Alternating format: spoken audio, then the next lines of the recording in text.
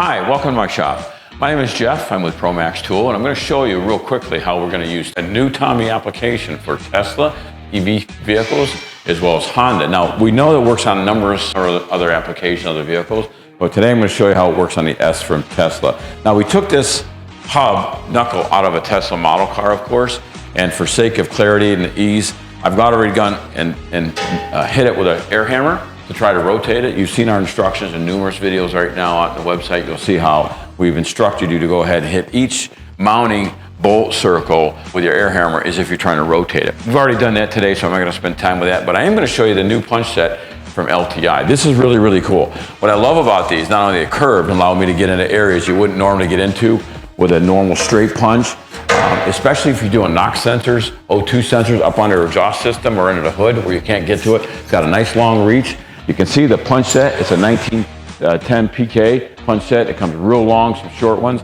Today I'm going to use this one to go ahead and punch, but what I love about it is articulate. You can move it around, screws, so you can set and it won't rotate, stays where you put it. Really love this punch. So again, we've already done that. So to begin, as you know from your instructions, you're going to put a little lubrication on both the nut and light application on each push rod. We're going to go ahead and hit it here. We want to run it in for about 5 seconds. Put some tension on it. And then in the instructions, we tell you to hit it again with the air hammer, as if you're trying to rotate it. So I'd hit it here, each corner. Again, I've already done this, so I'm going to do that today. And then we'll go ahead and hit it again.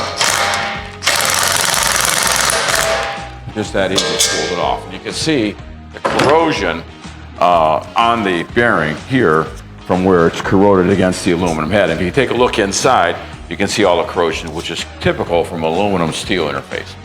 The Tesla, the Subaru, the Ford Explorers, as well as Honda, have a much larger, thicker cross section, therefore a little bit more difficult to get off. So you can see it, it's real quick to do. You can look at more of them Tommy applications on our website at ProMaxxTool.com. Thanks so much for joining me.